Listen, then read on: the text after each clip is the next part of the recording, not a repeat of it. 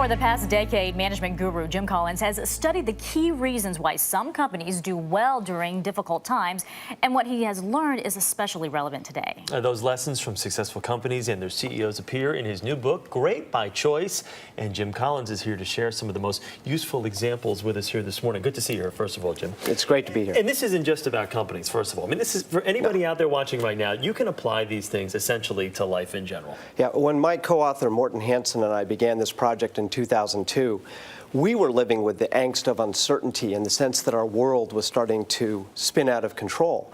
And as individuals, we wrestled with this question.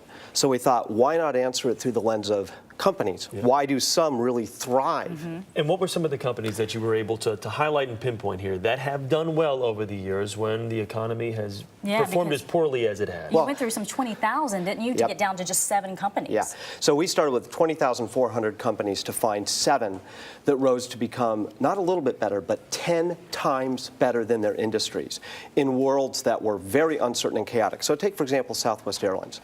Here's an industry that is full of interest rate spikes and fuel shocks and deregulation and all kinds of events, and yet it ended up beating the general stock market by 63 times.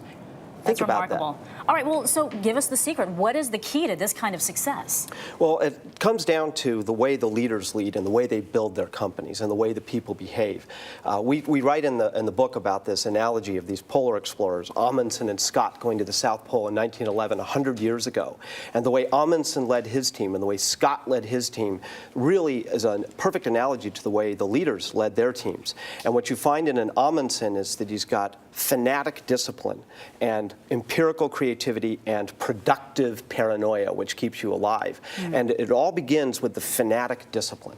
So those are the 3 key elements right there. For people at home that are saying, okay, well, what exactly is he talking about with each of these 3 elements? Let's talk about it. Fanatic discipline meaning what? What does that mean? Let's give this people at home. Well, so think about it. You're facing uncertainty. You maybe get hit with a health thing, or you've lost a job, or you're trying to build your small business, or you're trying to make the sports team. And you're thinking, what do I do to get up in the morning? How do I go forward?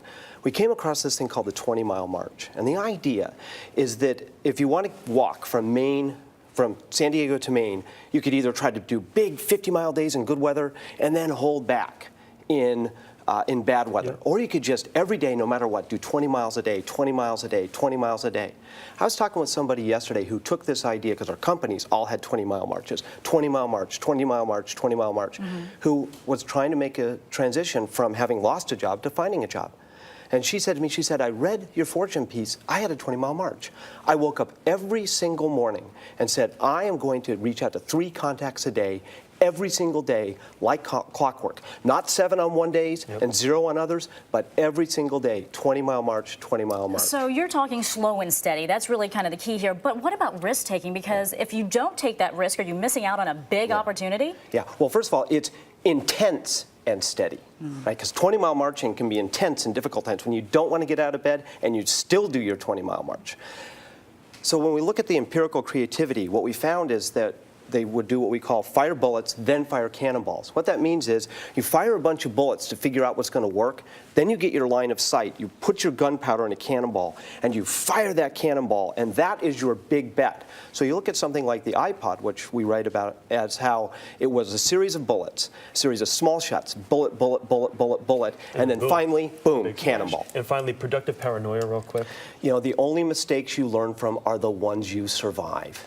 So you should always have reserve buffers that you can endure shocks and go forward. Good lessons there. Key points. Jim Collins, thanks so much. We do appreciate it. You're very welcome.